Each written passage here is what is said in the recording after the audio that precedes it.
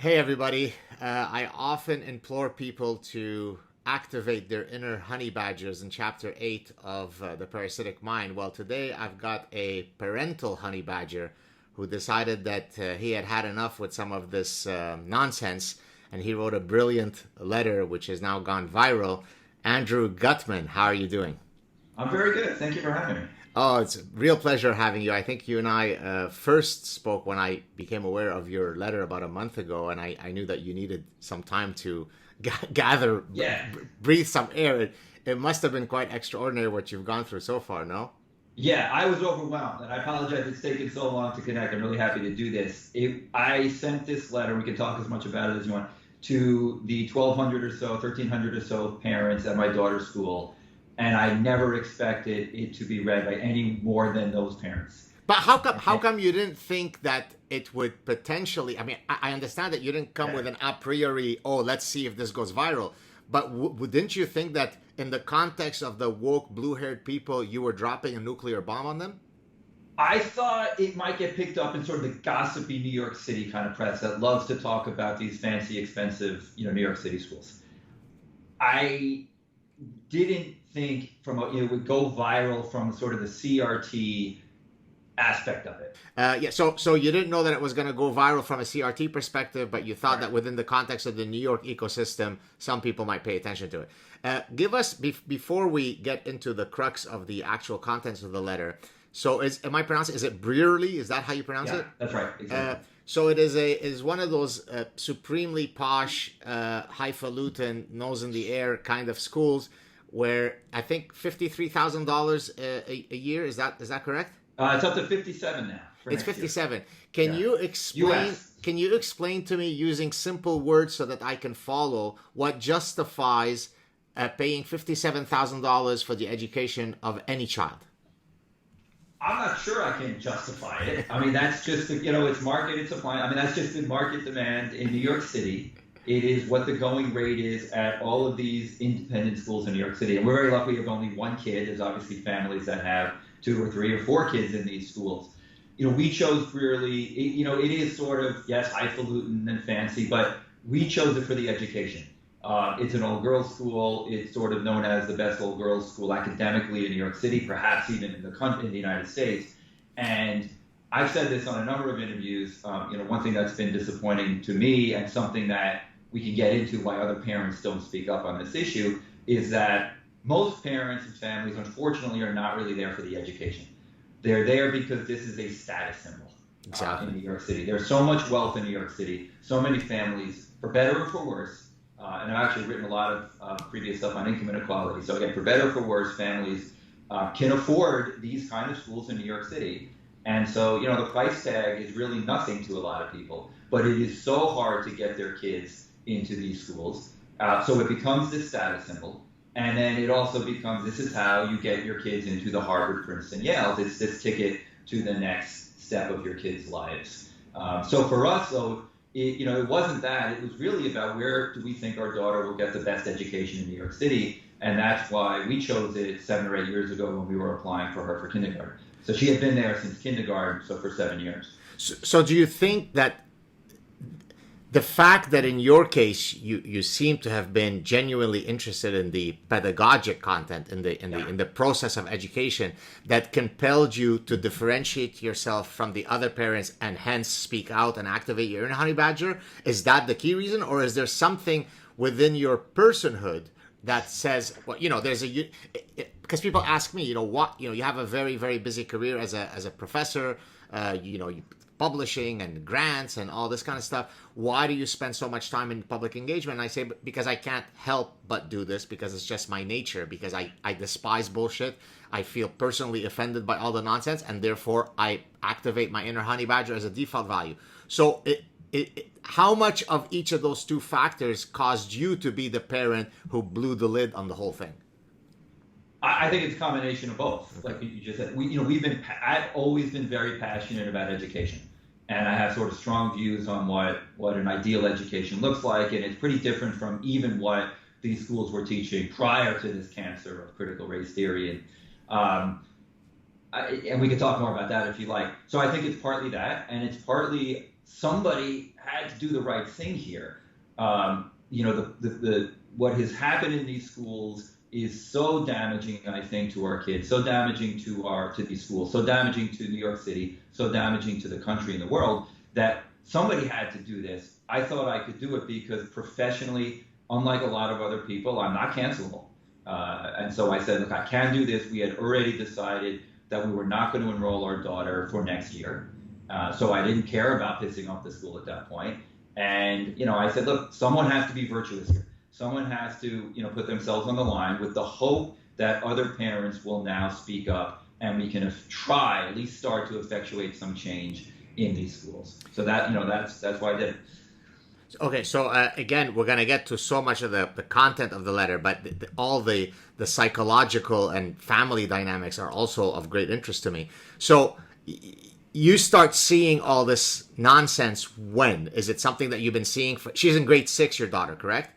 Grade 6, that's right. So would you have been previously exposed to to use my parlance, the parasitic ideas, or is this something that you found out about this year only? So I think we saw this creeping into the school over the last few years, and not just on the race issue, on sort of sexuality issues, on the trans movement issues, on and her school being an all-girls school has always paid a lot of attention to some of those issues, but not anywhere near enough where we would have ever considered pulling our kid out of the school. Not anywhere near enough where we would have said this education just isn't right. It's just It was the last year, and I've heard many other parents say the same thing, at least in New York City. It was last summer, the events of Black Lives Matter, of George Floyd, there were these Instagram accounts all over the country, black at my daughter's school, really black at all these other schools, that really was like a night and day. Like a switch went off in these schools where they just ramped up these, what they call the anti-racism initiatives, what now collectively we sort of call the critical race theory stuff, the social justice, night and day about a year ago.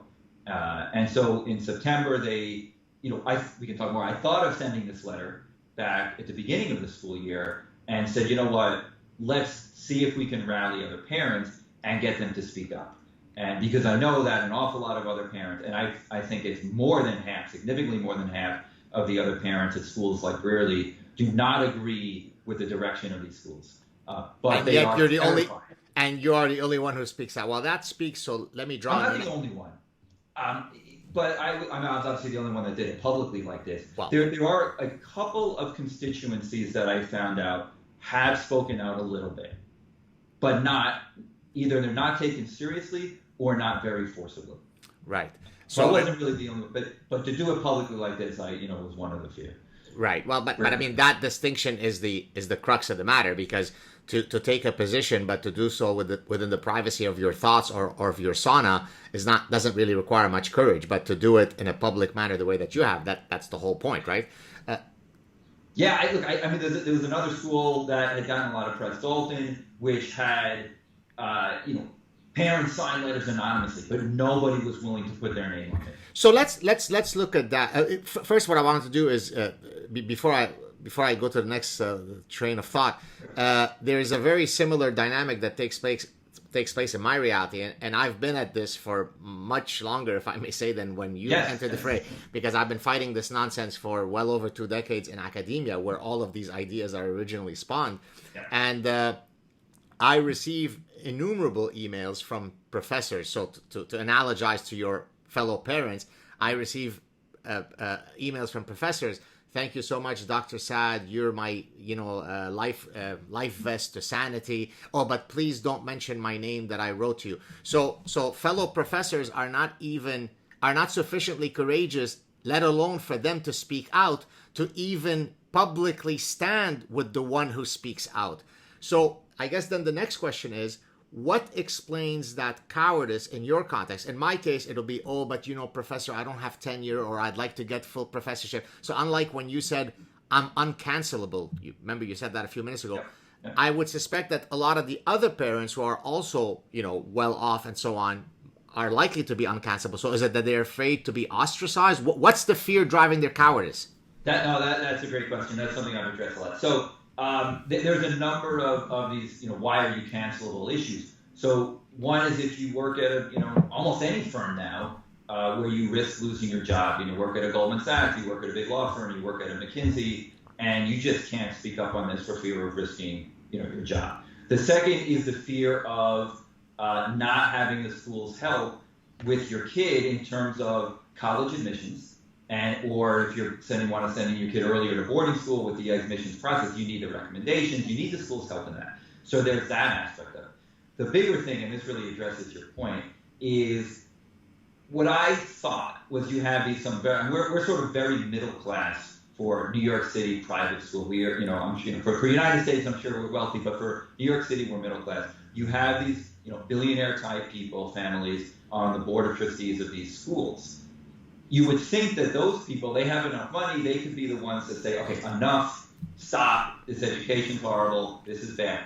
I found, and a lot of other people have said the same thing, they're the ones that fear the most of speaking up, of being canceled, because they lose all their social status. They will get thrown off the board of Lincoln Center or of the Met or of some other museum or whatever their social status is.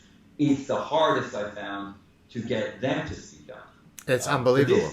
It is, and this, where there's really no virtue in this world, and I think a lot of that has to do with how much money there is in this world. But it's very, very difficult to get any parents to speak up on these issues. And I've said this a number of times. We don't even come close to solving the CRT, the education issues, the free speech issues, if we can't solve the cancel culture issues. And we're nowhere near solving these cancel culture issues. Unbelievable. So when you decided, okay, you know what, I think I'm going to draft this letter, I think I'm going to hit that send button.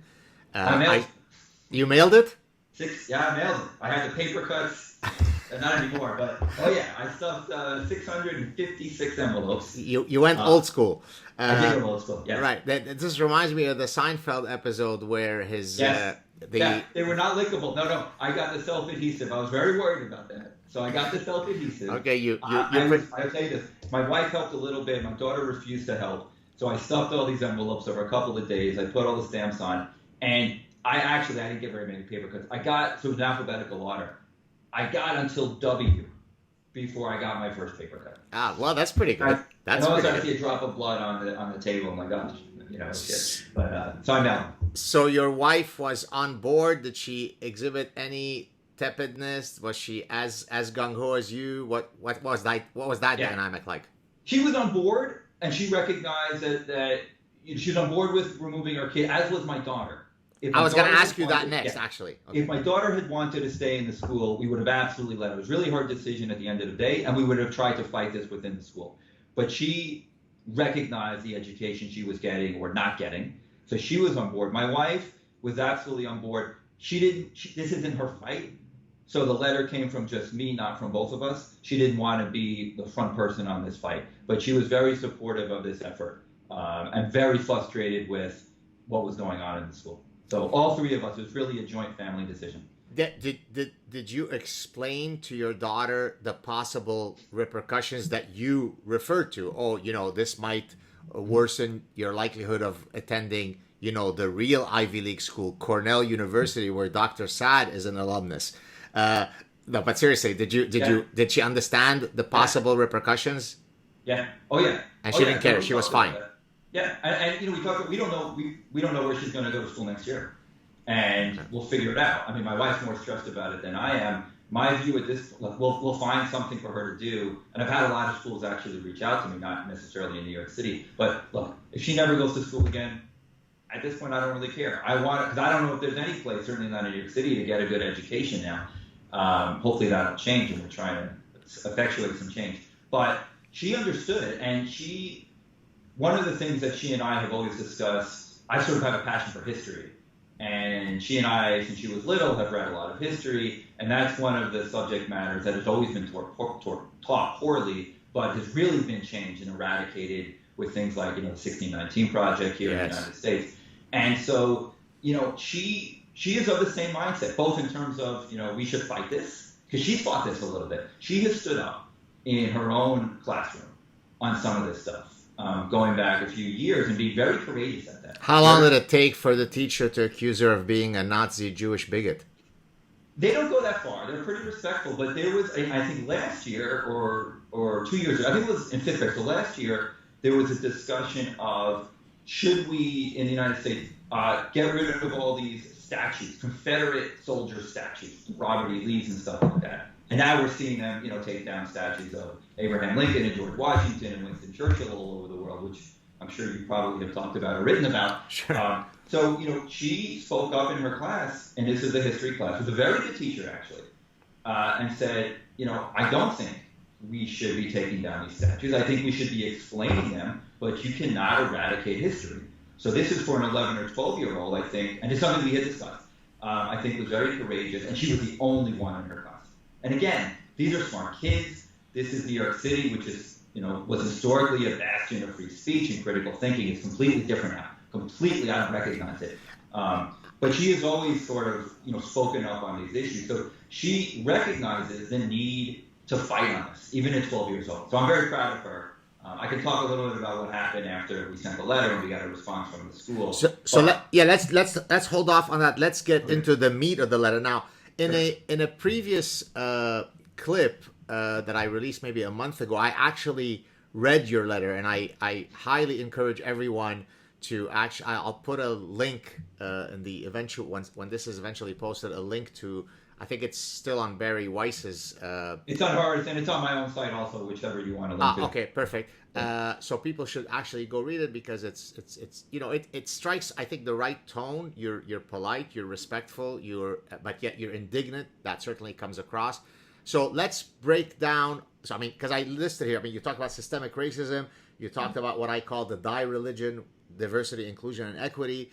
Talked about BLM, critical race theory, lack of critical thinking. So start us wherever you want. How did you draft this letter? How did you decide which parts to address and so on? Go through the process. I've been thinking about these ideas again since the beginning of the school year. And so I pretty much knew what I wanted to cover, all the key points. I sort of knew the tone, which was to be, as aggressive as I could be without crossing the line. And, I think the one area that, the area really, which we can talk about, which got the most criticism from people who actually read it, was the systemic racism aspect of it. That you're denying it, that there is no systemic racism. That's and right. By you doing that, you're part of white supremacy. That's right. So and what a lot of people who read it superficially or didn't read it at all were assuming I'm saying there's no racism in this country. That's absurd. Of course there's racism.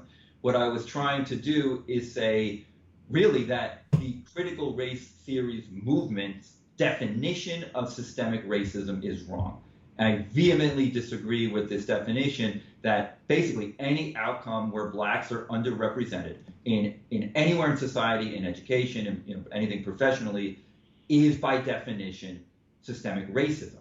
So that's the point I was trying to make. I don't believe that to be the case. So if I were to just summarize that using other terms that some people may know, it's the old conflating of equality of opportunities with equality of outcomes, basically. That's exactly right. We've gone from the meritocracy to this Marxist system of equality, and which is the cancer, the parasite, in society. So that was actually the section that was, I would say, I had all the ideas, and then it took about a day and a half to write the letter and get it to the point where I was pretty happy with it. And the only people that had read it before it went out was my wife and my daughter.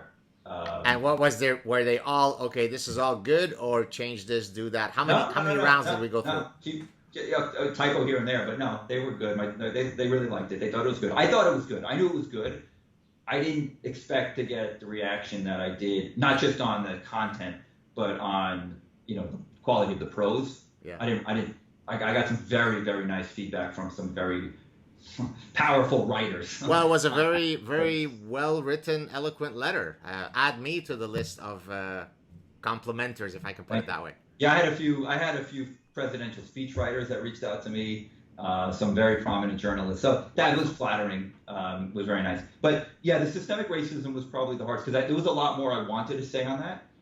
Talk about white guilt. I had just read a book by Shelby Steele called White Guilt, right before a month or two before I read the letter. So that was kind of in my head a little bit. So that was probably where I would have liked to have put some more content in there. And I knew that was the controversial part where I said we haven't had systemic racism since the civil rights era. Again, of course we've had racism, right? But my issue is what we're defining as systemic racism or institutional racism. Well, but I mean, to state that or to concede the point that there's still racism is simply to state, and I don't mean to minimize that reality, but it's to simply state that humans exist because the part of the repertoire of the human condition, regrettably, is to succumb to us versus them tribalism, which then leads oftentimes to racism. So you show me a society that doesn't have a singular manifestation of a racist thought or act, and I'll show you pigs that fly. So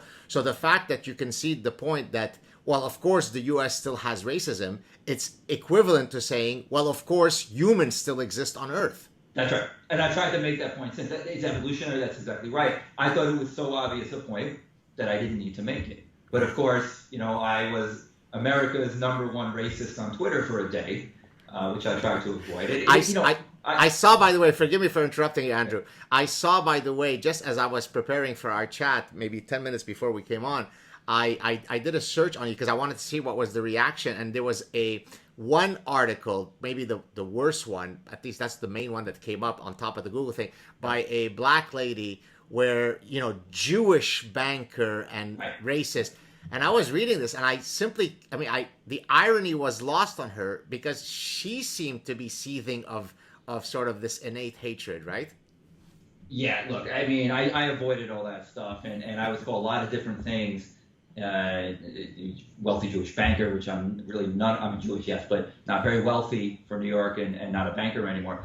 Yeah, there was a reaction. There was a rebuttal letter written by 6 moms of my daughter's grade that went out to the whole school for signatures and got very, very few signatures because it was awful, to be frank. And I think it got leaked a little bit. You probably could find it. It was sort of the typical, this was a violent racist rant. And he's just looking for his 15 minutes of fame. And then it goes into the really scary part, which I wrote about on something which about indoctrination. But, that was a typical reaction. This is just a racist rant. How did you feel? Did you? Because I remember when I first reached out to you, I don't think you'll mind me saying this. You said, I'd love to come on your show, but I just need to kind of gather myself because I wasn't ready for this. So how did you react to this? This was a shock. So we didn't eat. My wife and I didn't eat or sleep for the first 5 days, and it wasn't. Obviously a little bit, but really, I actually lost some weight, and I'm thin to begin with, and I haven't yet gained it back, but. So I didn't, I'll tell you what happened, which is I sent this letter out on a Wednesday and mailed it. And I didn't know when it would arrive. I didn't know what would happen. Friday afternoon, I got a call around 1 o'clock from a mom of a first grader saying I received this. And she was very supportive. And then I got another call. And then I checked my inbox and Barry Weiss had emailed me saying 6 different people had sent her this letter. Can I talk? And then it blew up. And then the New York Post started calling. And then I had reporters from other places at my door the next day. And then Tucker Carlson, a day or two later, read it, almost the whole letter. They really wanted me on. He read it on his show. And so the first 4 or 5 days was just a blur. And I didn't know what to do. I had never really dealt with the media like this. I was getting advice, including from Barry, look, don't do the conservative media because that's not really your message, which I agree with. And then I wound up sort of changing my mind on that a little bit.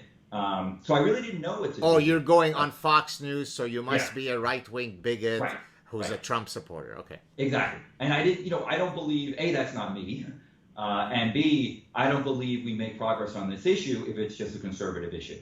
Now, I got different advice later, which I've taken, and I've done a few appearances, not every appearance, which is, look, if that's the only way to get the message out, because that is the only media that is willing to talk about this right now, and you want to get the message out, then do it. Do it selectively and be careful what you say. And I've been pretty good at saying this, and I've written some op-eds also on this. I have one in The Hill, which I said, look, this is not just a conservative issue. This crosses the political divide. I have thousands of emails.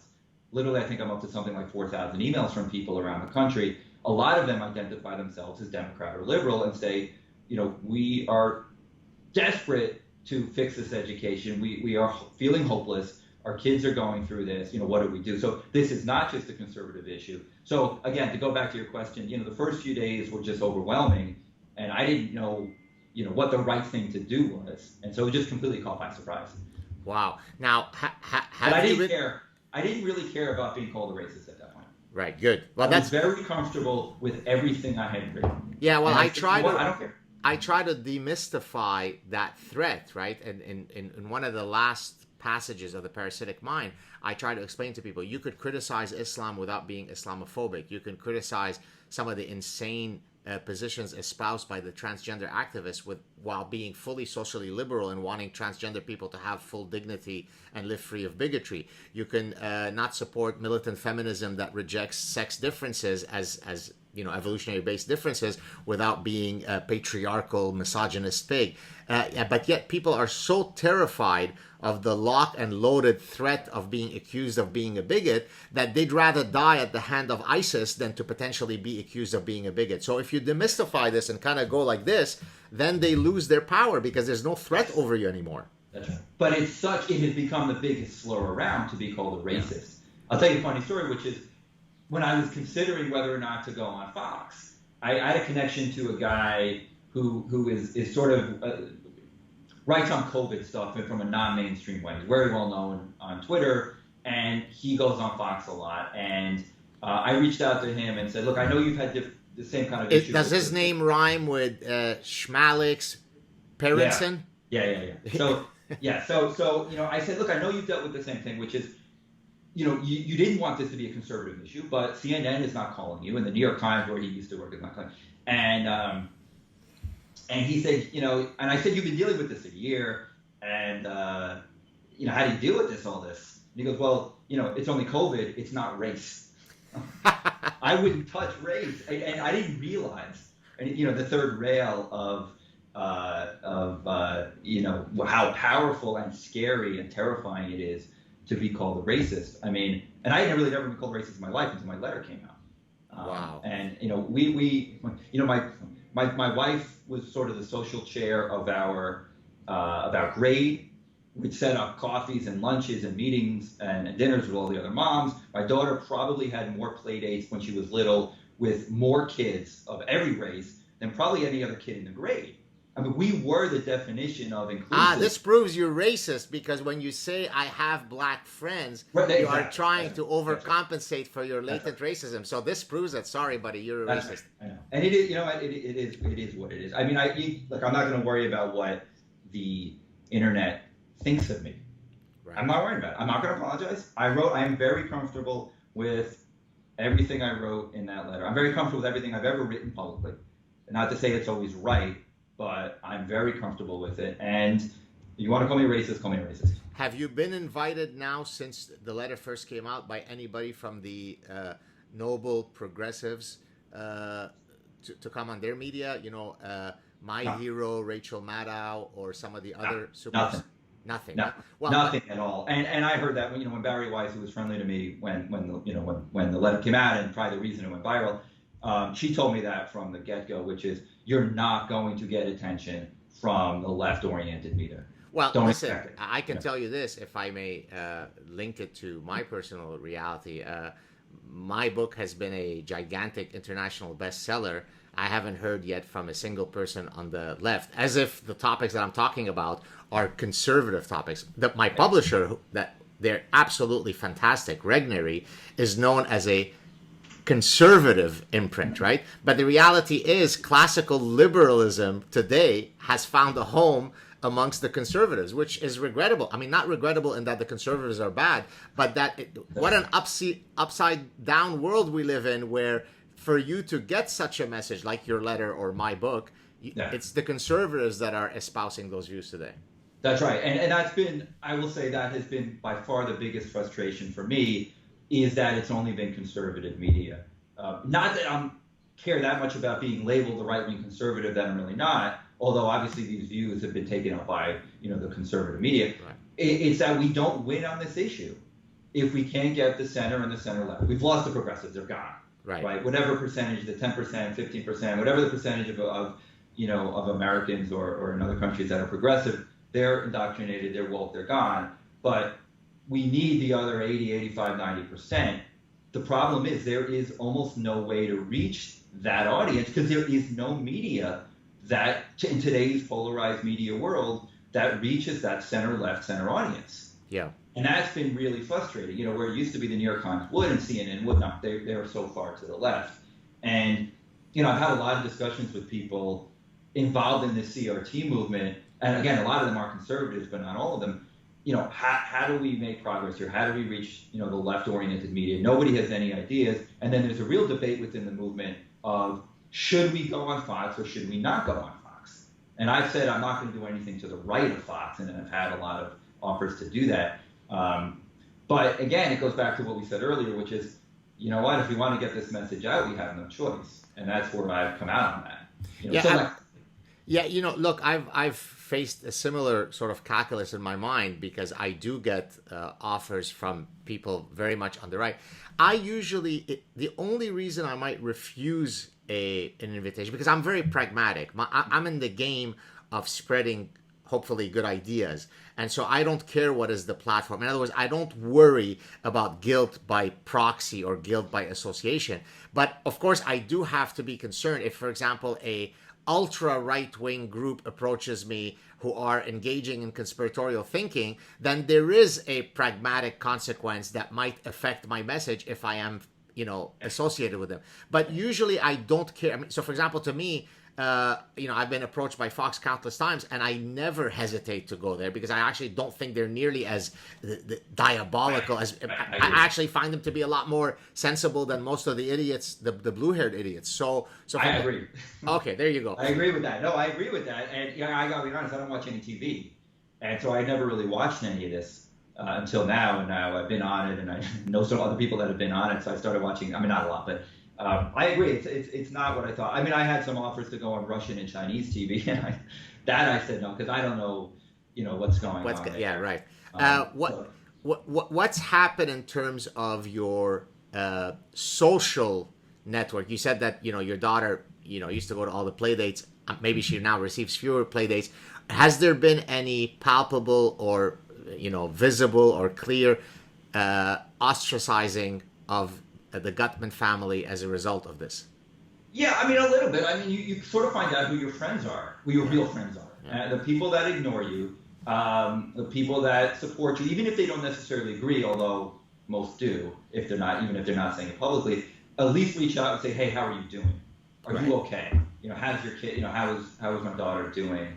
And some people now, won't touch us with a 10-foot pole. There was a time where I think there was a question, are we toxic? What's the reaction? What's the reaction going to be? And then there was a sense, because there's so much going on behind the scenes, that, the vast majority of people, even if they're not willing to speak up, agree with what we did, agree with, if not everything we said, the general ideas of what I said. And so that toxicity went away and said, no, they're not toxic. We can reach out to them. We can be seen with them. And I do get recognized now sometimes in New York City. Are you the guy that wrote the letter? And so there's a sense, do I want to be seen with them? But I think, the people that were your friends, that you thought were your friends, and that, haven't even reached out to say, how are you? Or do a play date, get together with it. Yeah, we've lost some of that. And now I have a lot of new friends because my network has grown exponentially in the last 6-7 weeks from, being part of this movement now. Welcome to the famous club. Yeah.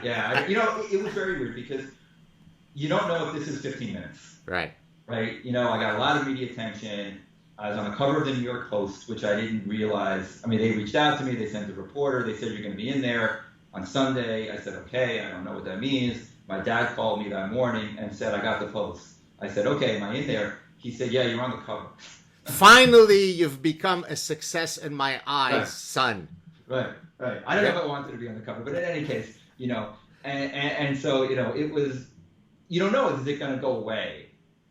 But it hasn't.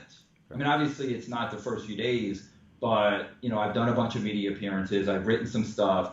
I've responded to a lot of people. I've started to get involved in a number of organizations that are in this fight, and people want to talk to me. So it doesn't seem like this is just a 15 minutes, and I've decided now to, devote the next chapter of my life to playing some part in this effort. The effort of against CRT or broader bad ideas? That's a good question. I would prefer it to be broad or bad ideas.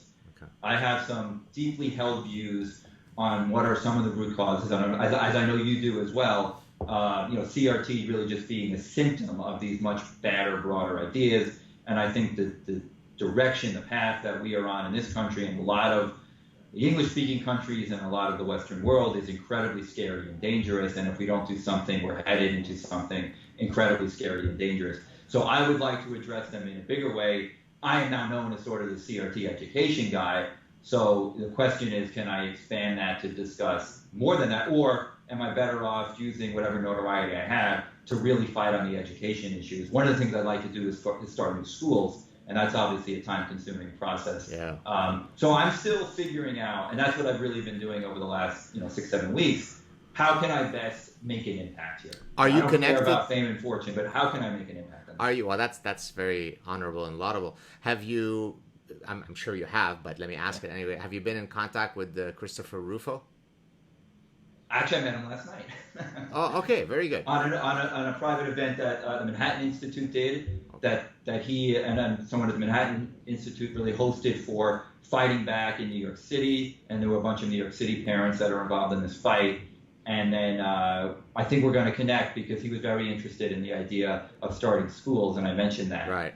So yes, I haven't yet, but I think we will very. That's wonderful because I had him. So I have a whole bunch of banked shows that will be released hopefully soon this summer, and one of the banked shows preceding the chat that we're having today is with Christopher Rufo. So it'll be kind of nice to have your two conversations released close to each other because you're both tackling CRT, but from a slightly different perspective. In his case, he's become sort of the central repository of all of the efforts to litigate CRT, right? And so I'm always pleased, and it gives me great solace when I see him tweet something out like, here's the latest in Arkansas, or here's the latest, And so, in a sense, if you have a two-pronged attack, I mean, he's helping on the legal front. You're going to the roots of, not having the children parasitized, when they're 7 years old.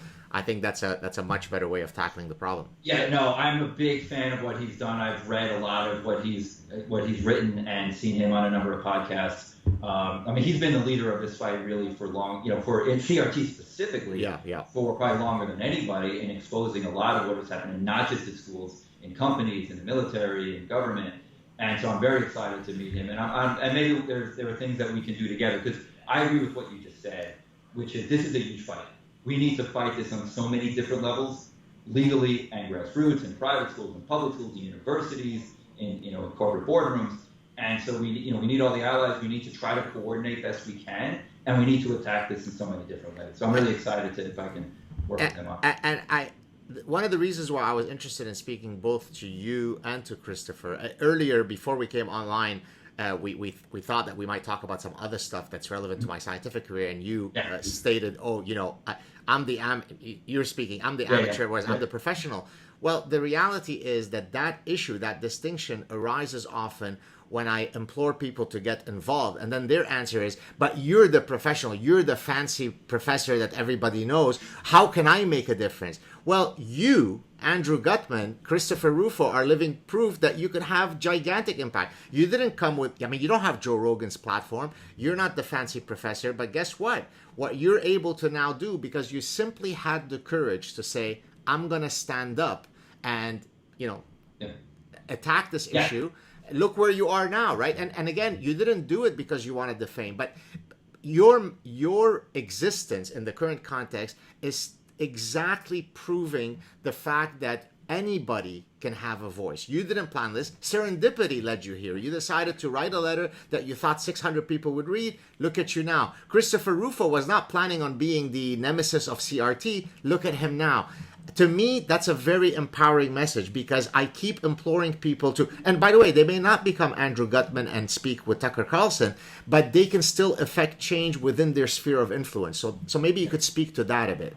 Yeah, I absolutely, because I think I said earlier, I have been reached out to by thousands of people, and my inbox is, it's been overwhelming, and it's good and bad. And the good is that it's been almost unanimously overwhelmingly supportive. And people are saying to me, I've given them the courage to speak up. and that they've seen other people do it, and they are doing it. And they told me, I have all these stories of people that said, I went to my local board meeting, I wrote a letter to my school, I'm organizing parents. That is incredibly, it's not satisfying from a personal standpoint, because I don't care about that. It's satisfying from the standpoint that parents and grandparents and other concerned citizens that know what's going on, that realize how dangerous and damaging this is to our kids and our education in our country, that they are starting to speak up. And again, I said my goal was to sort of light the match at Brearley, and that I helped a little bit light this match or contributed to that nationwide. And I've had emails from people, outside the United States as well. I think that's great. Now, the flip side of that, all these emails, these thousands of emails, is I had no idea when I wrote this letter how pervasive and entrenched CRT had already become everywhere. I knew it was in New York City schools. I knew it was in some fancy California schools. I had no idea how quickly this had, to use your, being a parasite, how quickly this had spread and how entrenched it had already gotten everywhere. Every state. I think I probably have emails from all 50 states. Yeah. People in public schools, people in private schools, even religious schools. Obviously, at the university level, it's even that much worse. Oh, you cannot imagine. I mean, if you think, first of all these ideas start within the ecosystem of the university. So there is no context where you see the lunacy more than in academia, because that's where they're the promulgators of all this nonsense. So I'll give you a great example, Andrew. Diversity, inclusion, equity is now the primary means by which we grant chair professorships, right? So the highest possible academic, title. So, for example, what I call the Canada Research Chairs, which is the Canadian government is the endower of these chairs. Now you have to give a DIE statement when you're applying for a grant, and if you don't pass the DIE statement, the fact that maybe your research is going to solve cancer is really is not as important as being true to DIE. First you clear DIE, then you cure cancer. It sounds as though I'm being facetious, but I'm really not. I believe it, because I have heard from, I got adopted in this informal canceled professor support group. A bunch of pretty prominent professors who have had their own cancel issues sort of adopted me, and they're dealing with some in litigation, some are still teaching or not. I've had a number of conversations with professors like yourself where it's horrific what is going on at the university level. I spoke to two prominent law professors who have been teaching for a very, very long time, about what's going on, and is this fixable? And they don't think it is. They think absent civil war, we are not fixing the university system. I did a talk with a group from Princeton.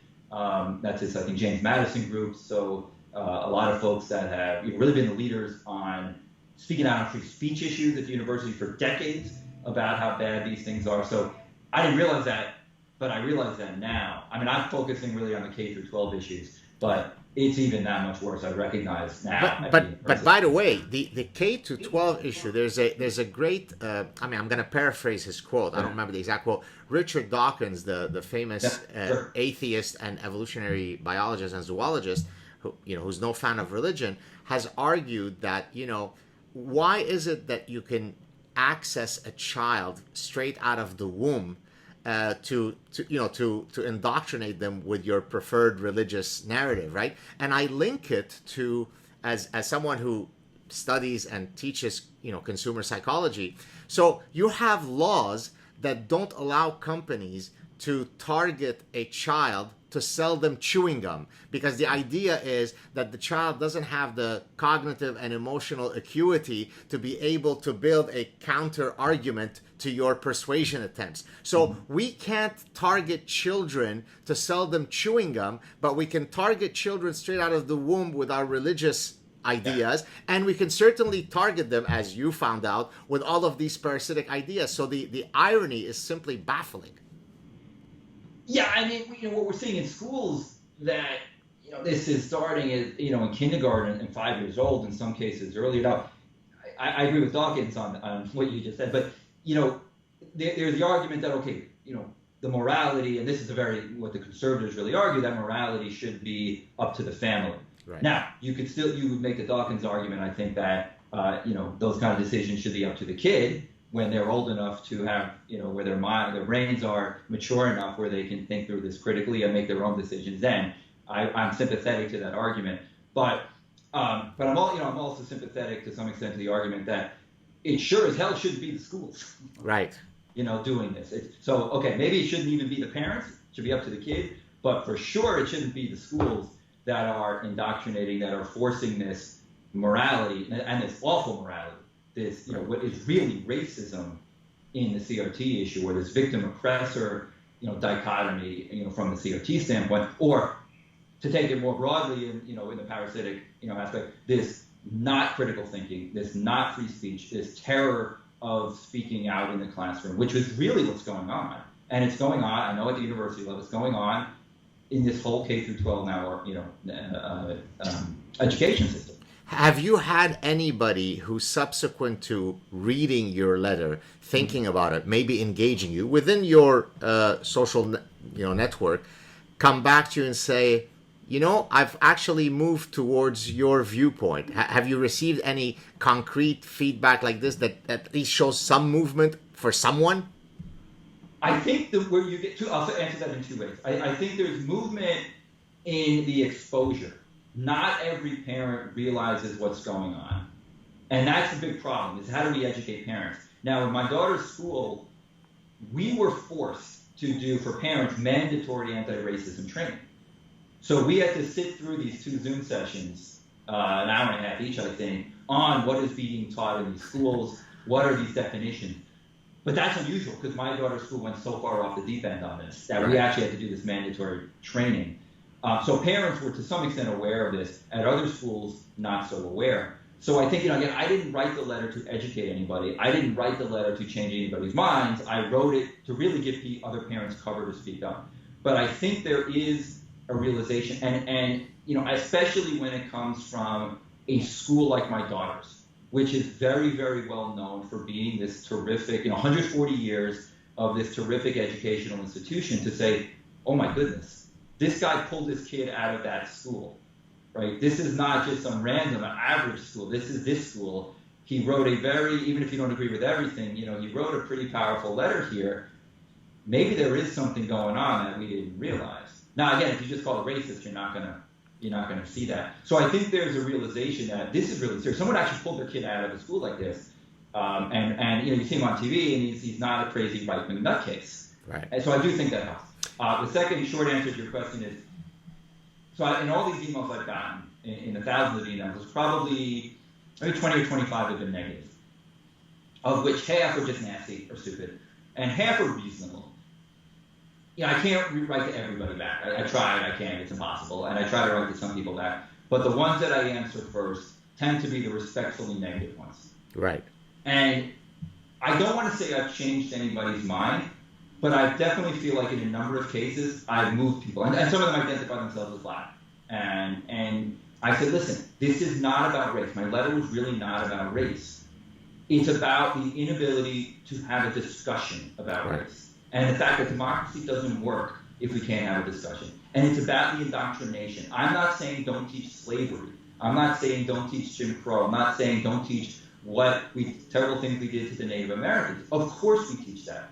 I'm not even saying don't have the kids read Kendi or White Fragility. What I'm saying is, if you're going to assign that, also assign Shelby Steele or Glenn Lowry or Thomas Sowell, and then let them make their own decision. So that's sort of the message that I've tried to get to some of the people that respectfully disagree. I don't want to say I've changed anybody's mind necessarily. Those people on CRT, but at the very least, I think I've sort of said, look, they've come to the conclusion, I'm not this white supremacist racist. I'm actually caring about education and kids. And I've said this, you can disagree with my definition of systemic racism. That's fine. We should be able to have a debate, and that's fine. What I'm saying is we are not allowed to have that debate, and we need to have that debate. Yeah, so that's my long-winded answer to your question. Yeah, no worries. So one lesson that I want people to take away from the actions that you took. So in the Parasitic Mind, I explained the difference between virtue signaling and costly signaling, and I link it to my field of evolutionary psychology. So for a signal to be honest, it has to be costly. It has to be handicapping, right? So, for example, the peacock's tail is precisely a handicapping signal, because despite the fact that it reduces the survivability of the peacock by virtue of it not being able to flee predators, by virtue of it being more conspicuous to predators, it evolves because now the peahens, the females of that species, can look at the peacock's tail and use it as an honest signal of the peacock's phenotypic quality. Therefore, when I engage in an act that is supposed to exhibit my commitment to an idea, it has to be costly. If it's platitudinous, hashtag je suis Charlie, hashtag French flag when the Bataclan incident happens, that simply shows to me that you are a fraud and a coward, because everybody can meet that signal. So in your case, the fact that you didn't just write the letter, which requires, quote, courage. I say quote because in a rational society, that it shouldn't require such courage to write such a letter. But the fact that you said, and I'm going to withdraw my daughter, that now enters you into the handicapping realm, because you are saying, even though I am going to bear a genuine cost, I'm willing to take this. So for all the people who are watching and listening to this podcast, that's what you should be doing. If you truly want to be courageous, you have to incur a cost. Or as my good friend, and I wonder what you think of him because you were an investment banker, Nassim Taleb, he's got a book titled Skin in the Game, right? So you have to have skin in the game, otherwise you're just being a bullshitter. What are your thoughts on that? I think that's right. I'm sort of careful talking about sort of the courage and cowardice issue. I mean, I know people view me as sort of, courageous and brave. I don't and I get it, obviously. But, I wasn't cancelable. So I didn't feel like professionally I was risking that much to do that. I did get canceled. I was an advisor to the students at Columbia Business School for 10 years. Not very active in recent years. And a couple of days after the letter, I did get the we no longer require your services. Oh, I was going to ask you when I was going to introduce you. I saw career coach at Columbia Business School. So, okay, so you answered my question. Now. So they did cancel me a little bit. But again, I wasn't active. And I expected it. It's fine. But otherwise not cancelable. So I never really viewed, and the fact that we had already decided to remove our daughter. So I never really viewed this as, that courageous or brave, but obviously other people do. Listen, I get it. If you're going to lose your job, and it's very hard to be courageous. I mean, this cancel culture is such a parasite right now, so pervasive. And I wish other parents would speak up. I think some should, especially the wealthy ones that really can afford, to do this. But I don't try to go out and call the parents cowards for not speaking up. Teachers especially. And there are a lot of teachers that are very unhappy with what's going on. There's been a few in the news. In fact, one. The Paul Rossi guy, correct? Paul Rossi. There's a new one in a independent school in New Jersey that came out. Yes, I heard about that one too. Yes. So that's real. I've said this because I've done a number of podcasts and with Paul Rossi, and I've met him now. We're friends. What he did was really courageous because he did risk his job, and I didn't. And this teacher, this English teacher, a couple of days ago also. So, and it's really hard. I mean, they need the income. They need a job. So it's really hard for teachers to do it. Where there's real cowardice, and I have called people out, the administrations of these schools. I remember the letter that was written as a rebuttal to yours, Jane something. I can't remember who it is. Actually, I tagged her on Twitter. I started going after her because your letter was so traumatizing that you needed psychological counseling, and people of color needed to be protected. Now, I can take the liberty of mocking these imbeciles, and I'll use less diplomatic terms than you, because I went through the Lebanese Civil War as a Lebanese Jew, where I didn't know from second to second where if my head was going to be blown in the next few seconds. Therefore, I'm not very empathetic to faux cries of victimhood. So maybe the fact that I have my personal history gives me a bit more leeway to attack them more frontally than it gives you, which by itself is a sad reality, because why should my prior actual victimhood grant me greater license to attack these folks than you would? Yeah, no. I mean, there's cowardice there, and cowardice in corporate boardrooms. I don't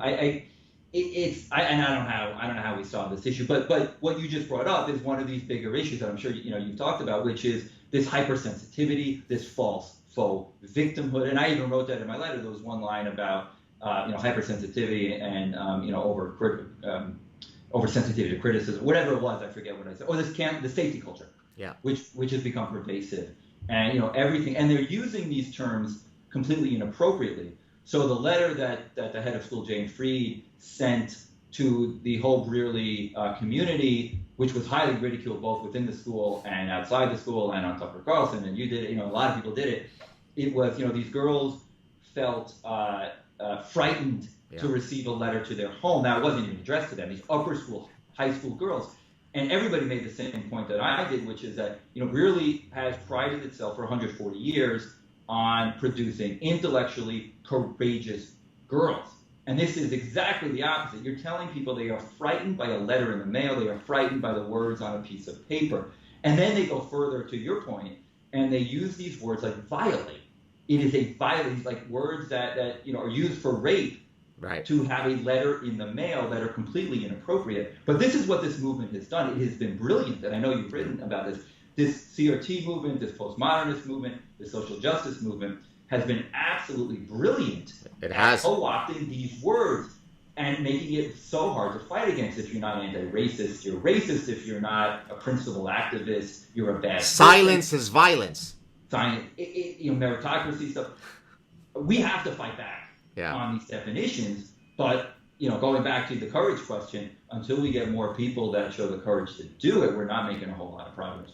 Well, listen, I tell you something. I was worried, and I think we talked before yesterday whether we would have enough to discuss. We've almost gone an hour, so I apologize for not having gotten to some of the other topics. Maybe we'll do so at some future time.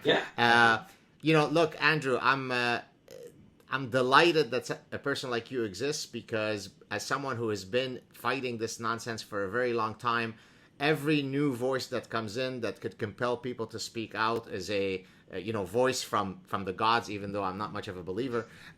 So thank you for your courage. Keep doing what you're doing. Update me on your, any projects that you might be working on in the future as a result of, where you are currently. A delight for you to come on the show. I'm going to stop the recording, but then we'll just say goodbye officially offline. Thank you so much. Is there anything you'd like to plug in terms of a project that people are not familiar with so far that you'd like to use this platform to promote? Yeah, I put up a really quick website when I had an op-ed in the New York Post, just for a way for people to contact me. So it's speakupforeducation.org, speakupforeducation.org, which, it gives you an update. I'll send out a newsletter to people that want it, and it'll update people on what I'm up to and some stuff like that. So not plugging anything more than that, just as a way to keep in contact if anybody wants to contact me. But I'll say this. I thank you for all you've done on this fight, because you have been fighting this for much, much longer than I have. And we need everybody that we can to join this fight. And Thank you, this is a fight. And I've tried to make this point. We are losing, I think, right now, desperately, especially in our education system. But we need as many people to do this. So to you, I commend for doing this for much, much longer than I have, which is about 7 weeks. Well, I appreciate your kind words. Stay online, Andrew. Real pleasure meeting you. Let me stop the recording.